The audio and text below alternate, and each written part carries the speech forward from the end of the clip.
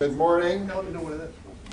We'll call to order the Executive Committee meeting for Friday, July 13th. Welcome. I want to thank whoever's responsible for the new chairs. Thank you. Amen. I got 1 foot taller now.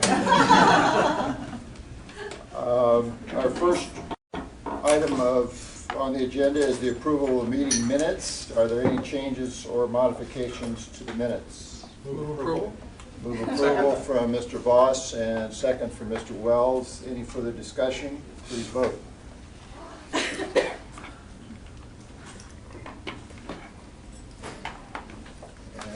voting is closed. Thank you very much.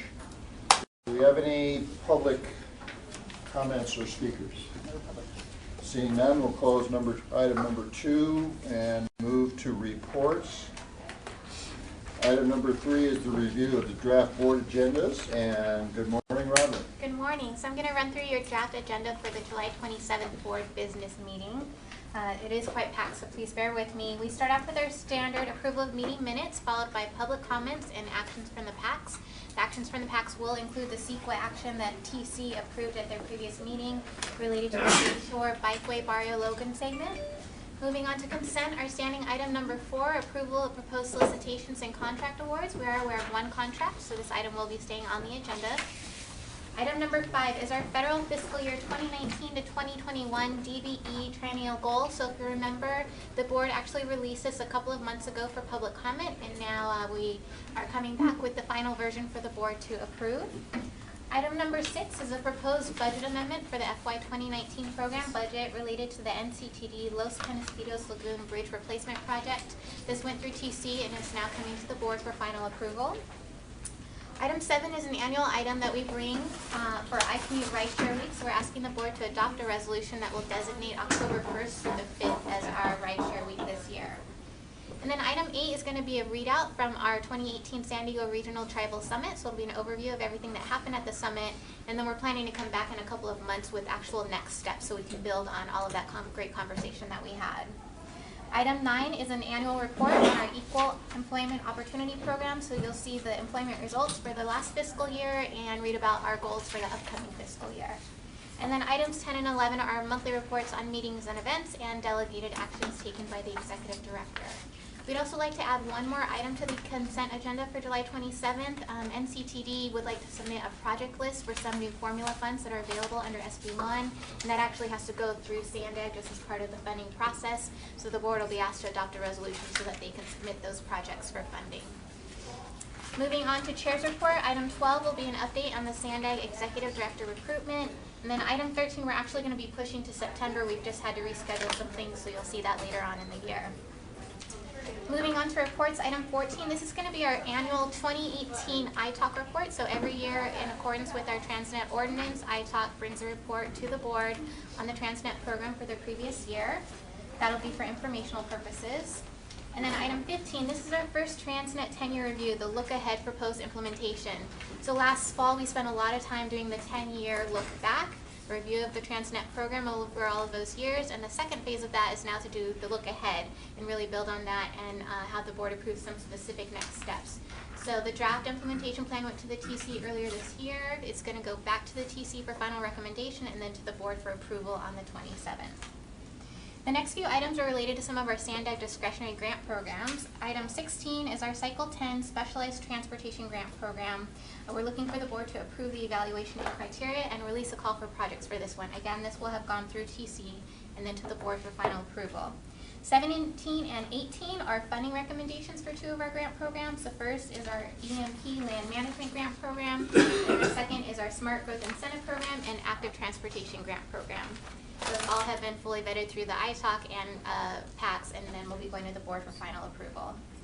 And item 19 is our draft 2018 Regional Transportation Improvement Program, or RTIP, including its draft air quality conformity redetermination. So this will be going to TC next week and then to the board, and this is to release the draft RTIP for public comment. And we'll have a public hearing later on this year to further review it before it goes to the board for final approval.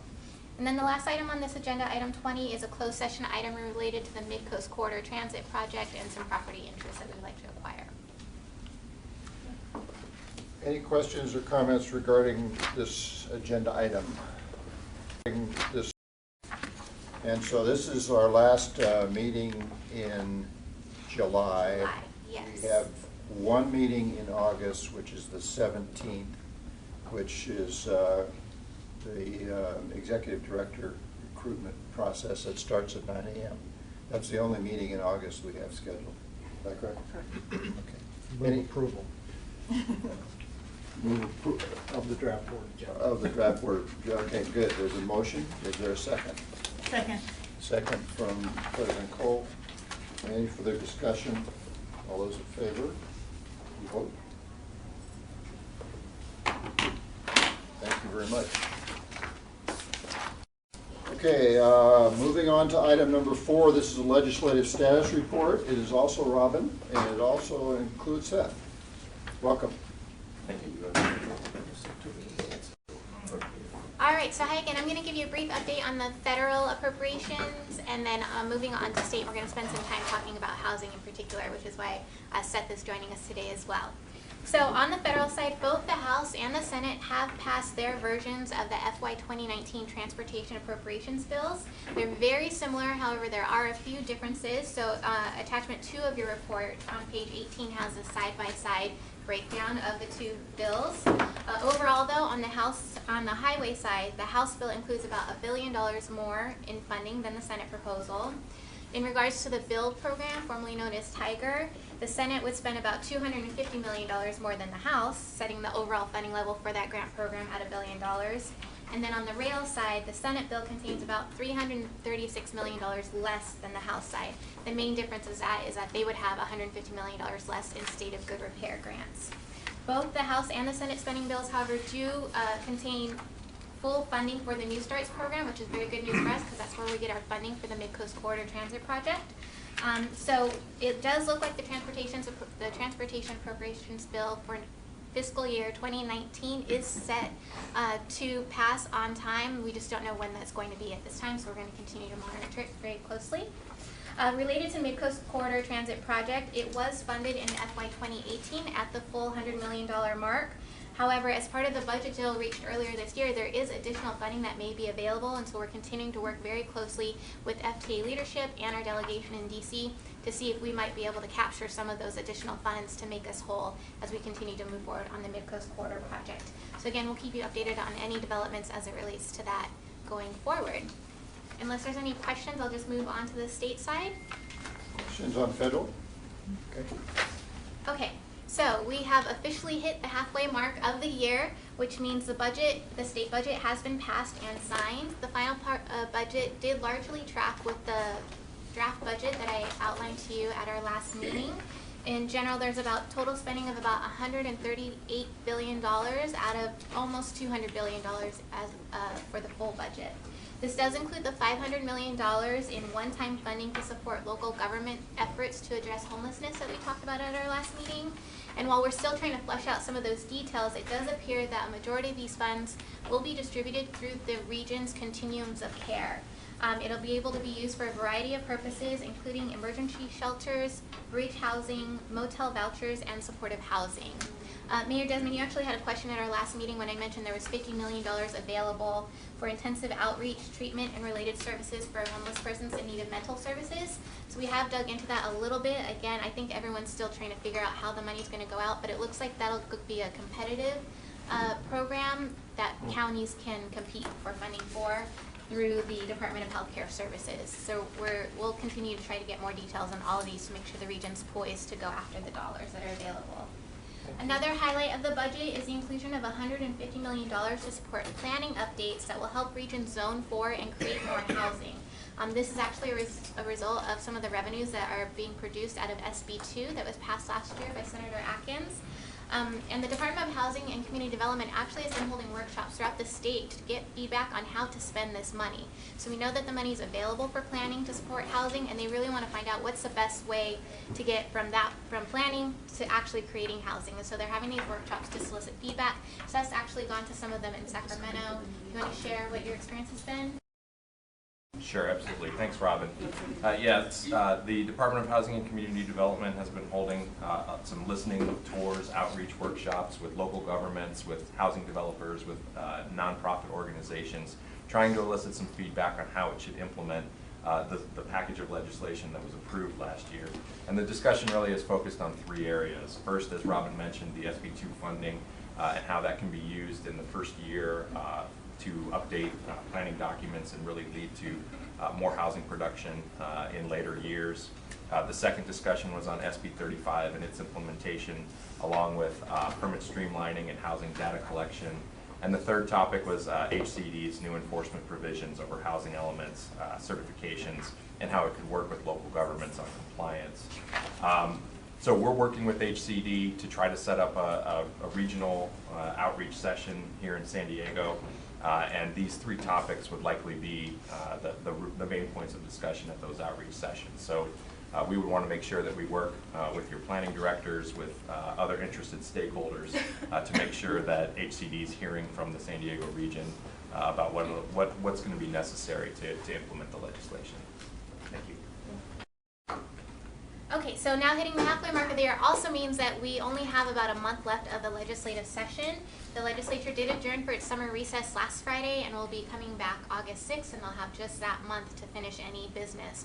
Good news is the SANDAG sponsored bill, SB 1151, which is our neighborhood electric vehicle bill, continues to move smoothly through the process. It passed out of the Assembly Transportation Committee unanimously, and next will be heard by the Assembly Appropriations Committee probably August 8th. So we'll continue to keep you updated, and we thank all of the support that we've gotten from our member agencies throughout the year. I also mentioned a couple of RHNA bills at our last meeting, and we wanted to really dig into those today because they are being significantly amended as they move through the process, but it is likely that at least one, if not both of them, are going to be passed, and so we want to make it clear and answer any questions they may have to the extent that we can right now on what their impact could mean for SANDAG given our role in the RHNA process. So because RHNA can get kind of complicated, we just wanted to take a second first to just break down the process and how we kind of analyze these bills as it relates to each of the different components of the RHNA process. So first we have our determination. This is the phase that we just finished at SANDAG, right? So this is when HCD works with the regional agencies, SANDAG in this case, to have that consultation back and forth to determine what is the region-wide need for housing over the next 8 years. So we've completed ours. HCD sent us their draft numbers. We responded, accepted those. They've sent us back a letter now finalizing that. So we're done with our determination. The next step in the process then is the methodology and allocation. This is when the board figures out, okay, now how are we going to split this region-wide number up to each of the different local jurisdictions, and what's the result of that methodology? That's what we'll be moving into next in the fall this year. And then the final step is a housing element update, which is when each of the local jurisdictions then incorporate those jurisdiction level numbers into your housing elements. So with that in mind, our first bill is SB 828. This is introduced by Senator Scott Wiener from up north, and it's most going to impact the determination and the methodology phases of the RHNA process. So Seth's going to dig into the details, but essentially what SB 828 would do is codify what we just went through in our determination process, meaning that several of the factors that HCD proposed to us and we've accepted would now become standard practice in future RHNA cycles going forward. Right. In future. Thanks, Robin. Again, reiterating, the intent of this bill, I think, is to put a little bit more certainty into how HCD calculates the number of units that are needed for the region. There's 4 areas that specifically would be amended under this bill. The first being the overcrowding rate that we had discussed at previous board meetings. The regional governments would be would basically set the determination, the factor that would be that HCD would use to calculate the number of units for overcrowding, rather than HCD having that ability. The second would be this would codify a HCD and require HCD to use a vacancy rate between 5 and 8%. For our RHNA determination, HCD used 5%, so there wouldn't necessarily be a change under that provision. It would also require HCD to calculate these adjustments based on the total number of units. Previous RHNA cycles before this one, HCD had calculated it based on the number of units needed for the RHNA cycle, and it came up with a much smaller number. They changed that in the 6th cycle, and this bill would basically codify that and require them to do what they did in this 6th cycle in future cycles as well. And then it also would add a new adjustment factor for HCD to consider, and that's cost-burdened households. So it would be another factor that HCD could use to add additional housing units to the RHNA determination. And there would be input from regional governments on, again, similar to how the overcrowding rate would be determined. Regional governments would be able to weigh in on how the cost-burdened households calculation would be made as well. Does that make sense? So basically, the conversations that we've just been having, if SB 828 was passed, future cycles would look very similar to what we've just experienced. So that's how it would impact the determination process. And it also focuses on the methodology and allocation phase, with a focus particularly on jobs and housing. And it does that by adding 2 new provisions to the RHNA process. The first would require that through the methodology process, we apply additional weight to those jurisdictions that meet a certain income threshold. And the second is that it would also require that additional weight be placed on local jurisdictions where there's both a major transit stop and a major employment center. So we've done some preliminary analysis on that. Right. Mainly looking at the income levels, there would be probably 6 to 7 jurisdictions that would be affected, and that we would need to apply greater weight to the housing allocation when we get to that point. But I do want to stress that all of this is going to be happening over the next several months, and we plan on working directly with the Board of Directors, working with your planning directors, and also with public interested stakeholders in the public to ensure that the methodology meets the requirements of state law and also meets the policy goals that this board sets, that the SANDAG board sets. So this isn't something that necessarily would be addressed right now, but we'll certainly be watching it to find out how it affects our process in the next few months. I will say that Can I get a little more explanation on that? This is all brand new to me, so I feel like I'm drinking out of a fire hose here. So when you say 6 or 7 cities based on income level are going to have a higher weight, does that mean a higher allocation of RHNA numbers? It probably would, yeah. So the higher the income or the lower the income, you're going to get more RHNA numbers? What the bill requires is jurisdictions that have a median income greater than the regional median. So Okay. if your city has a greater So an affluent income, city. exactly. Okay. Those would be the cities that would receive more weight and receive more housing units. Additionally, if a jurisdiction has what's considered a major job center or has transit with access to those major job centers, those cities would also receive additional weight.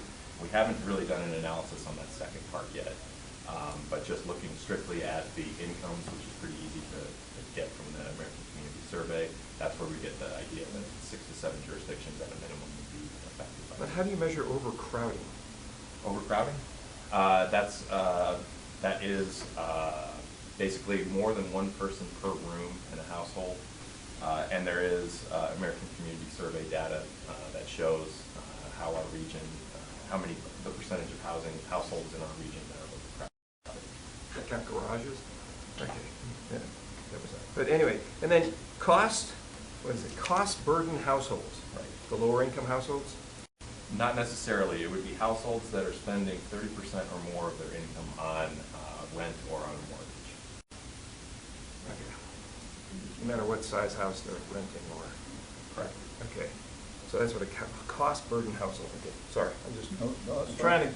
to absorb this. The whole purpose of maybe spending a little extra time on this is it's going to get very complicated, Yeah. and it's very significant to all of us, and we want this not to be a surprise to anyone.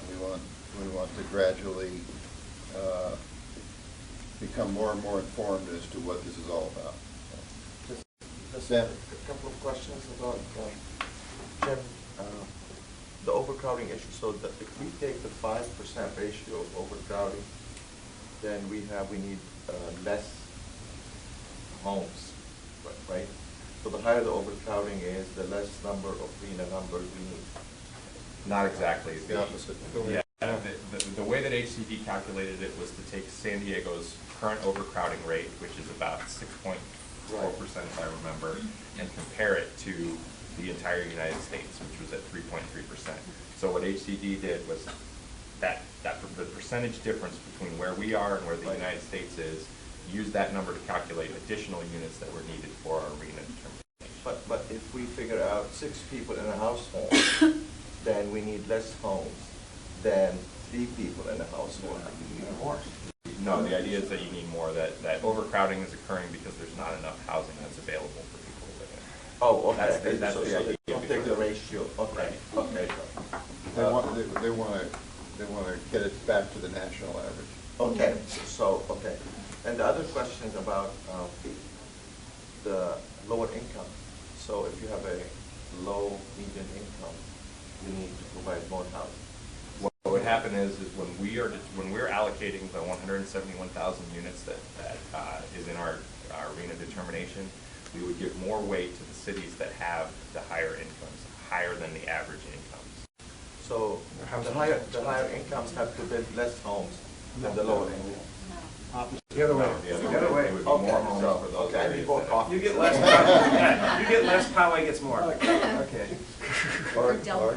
Or Delmar gets more. Thank Yeah. you. We had a discussion at regional planning on this particular issue, and I don't know if it's still the same on this overcrowding. And at the time, it went by number of rooms and not by square footage. So if you had a 2,500 square foot home, three-bedroom house, or if you had an 800 square foot home, that was 3. The same number of people in it was the same. So for example, you have a family of 5, mom and dad in 1 bedroom, 2 boys sharing a bunk bed in one, and a girl. And so that's just considered overcrowding, right? It could be. They're Well, we were sometimes. told it did. Right. The calculation is based on the number of rooms. It may include a living room as a potential space for someone to be living. But it's per room, not, so like I've been in, my kids' rooms are pretty small, and I've been in rooms in like Carmel Valley. I go into, it's like a kid living in a suite, you know, a little mini studio or something, you know, and so they would be calculated the same. They would be. It's See, not that based is on the square biggest drawback with this. Somebody's decided per room, not per square foot, not, it's just ridiculous. You're not overcrowded if you're living in a big 20, well, for me it's big, I'm in 1,600 square feet. But somebody arbitrarily decided this, and now someone's decided who's crowded and who isn't. What if you like cozy? What if you like your family together? What if you don't want to see your kids and you'd rather hear them on an intercom across the hall? You know, I don't know. I'm just saying, people, some bureaucrat is deciding, I mean, it's getting so micro in there that they're deciding whose family is crowded and whose isn't. It's crazy. This is like turning the state is crazy. Anyway, commentary, that was all. Okay, let's move on. John? Quick question, actually two questions. When you talk about the national average, okay, are they taking into consideration, like, I'm in North Dakota and the average piece of land is like 400 acres, and so maybe 3 people on that isn't as crowded as 3 people in like one of the homes that Lori's talking about? Because that really does kind of skew numbers. And then the other one is, talked about stakeholder meetings. What happens when the stakeholders, communities say no? Well, I think there's some, as far as, I'll start with the stakeholders first. The idea that HCD is trying to use is really hearing what's the best approach for them to basically comply with this legislation that's been put forward. Oh, there is some leeway for HCD in how they're going to address the many requirements that were added through those 15 bills last year. So this is an opportunity for HCD to kind of say, this is what we think we should do. Is this something that's tenable for local governments? Is this something that'll work to lead to more housing? And it's an opportunity really to hear before they start moving forward with the actual implementation of the bill. So it doesn't really matter what communities say. This is kind of a way to opportunity. soften the blow for saying, communists are coming in now. Gestapo's going to throw you in prison if you don't.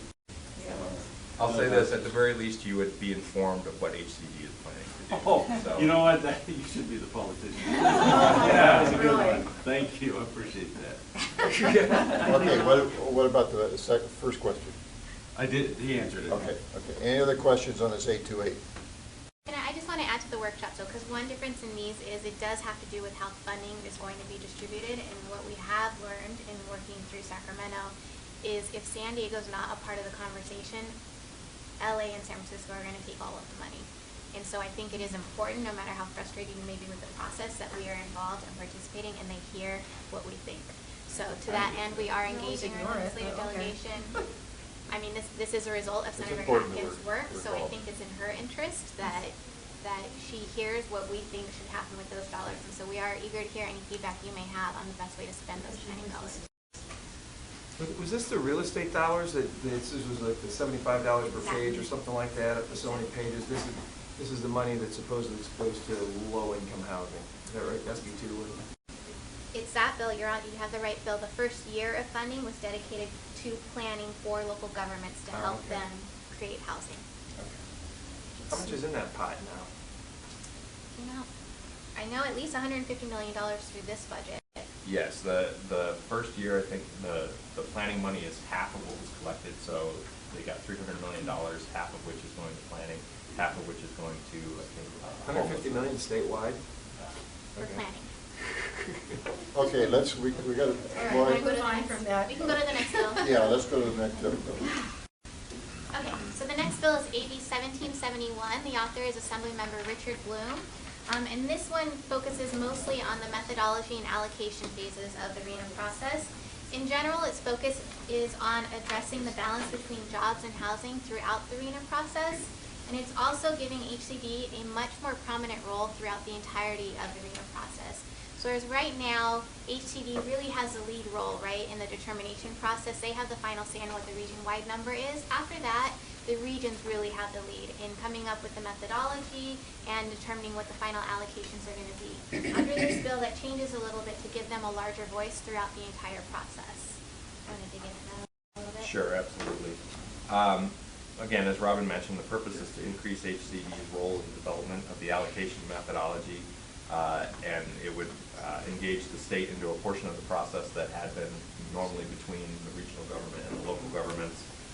HCD would be responsible for reviewing the methodology that the board adopts and basically confirming whether or not it furthers the objectives of RENA. Additionally, HCD would have the ability to file an appeal of the methodology if it believed it didn't further those requirements. Again, but as Robin mentioned, the authority to make the final decision whether HCD tries to appeal or not in this version of the bill would still be left with the SANDAG Board of Directors. So the appeal process would be amended to allow HCD to have a voice, but it doesn't necessarily change the authority of the board on determining the final methodology. And then the second portion of the bill regarding additional relationships between jobs and housing is something that we'll have to address again in the upcoming months as we're developing the RENA methodology. At this point, we don't have any kind of preliminary statistics on how this would affect the allocation itself. But it's certainly something that we'll be bringing up in the near future. So I will say both of these bills have been significantly amended throughout the process.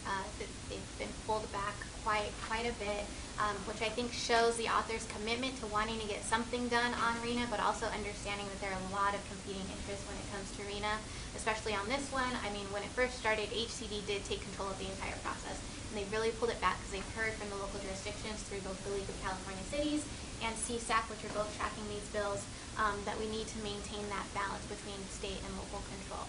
So they've both gotten out of all of their policy committees. They will be going to appropriations next in August, and then after that they'll have to go to their respective floors and switch back to their houses of origin.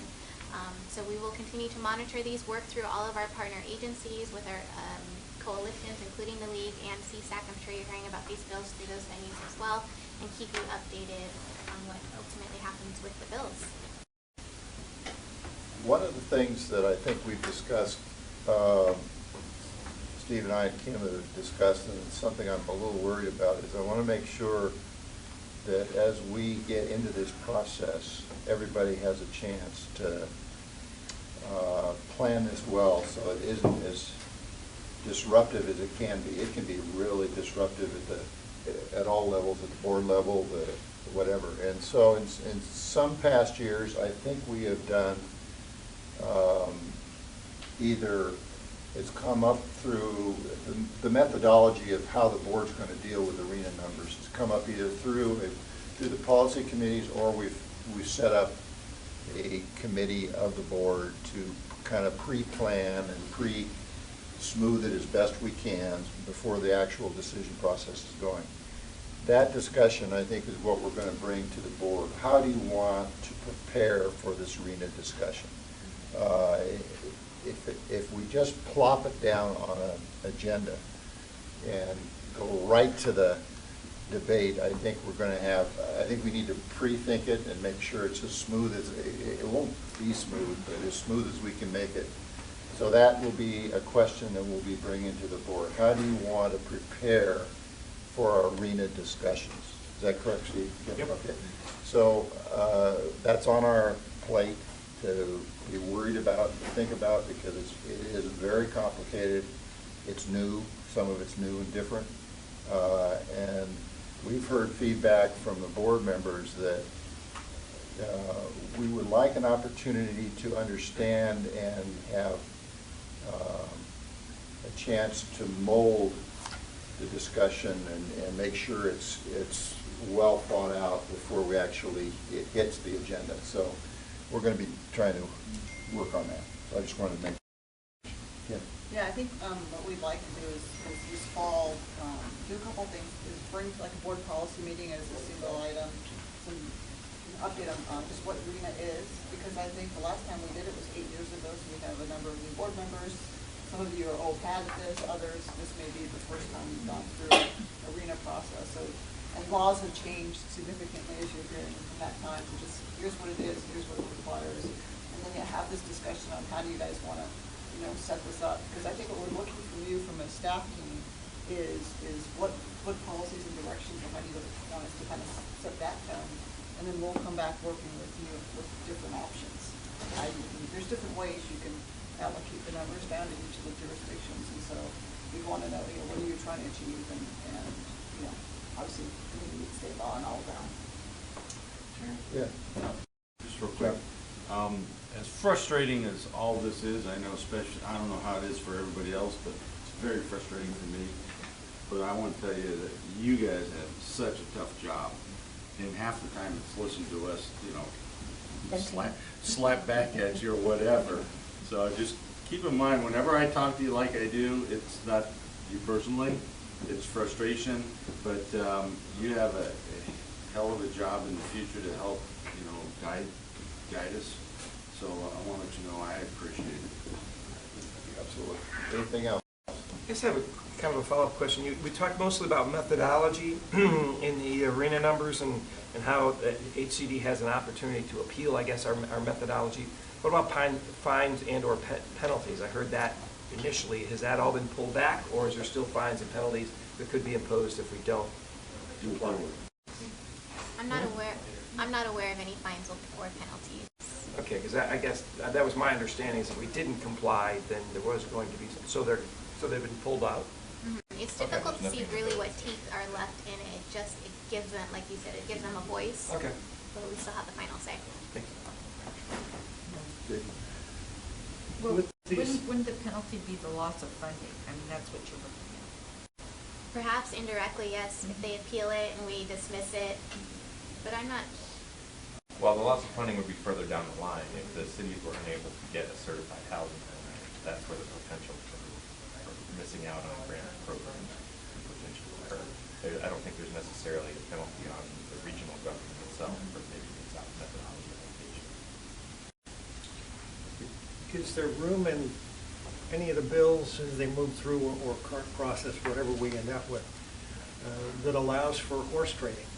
Let's say Sam really wants a lot more housing, and Del Mar doesn't. He left the room. And Del Mar has a hard time fitting it in. Is there room for that in the process? Absolutely, there still is. Basically, state law sets objectives for what we need to accomplish, and it doesn't necessarily outline exactly how we get to that point, but it does require us to kind of show our work and say this is how we got to where we are. So the idea that we can come up with a methodology that kind of meets the needs of the board is pretty much the goal of what we're trying to achieve here. And I think, again, as Kim mentioned, it would be great to hear kind of from a larger standpoint of what, on a policy level, what's the board trying to achieve with this allocation. That'll help us inform us as we're going forward and coming up with methodologies. Thank you. Okay, any other comments on this issue? Robin, are we complete? Okay, thank you, Seth and Robin, appreciate it. Okay, that does item number 4. Any additional public comment? I don't see any. And so our next executive committee meeting is August 10th. Go ahead and cancel that. No, I'm going to cancel that. So. we're canceling that one. Okay, it'll be in September. Is it the whole, like, everything, executive committee, board, Yeah, everything? except for the special meeting On the 10th and the 24th, all Yes. one Yeah, more calendar. correct. But the 17th is the one that we want to, Just want to make sure it was executive board. yeah. So that'll be the 17th, regular or closed session board meeting at 9 a.m. Okay, we are adjourned.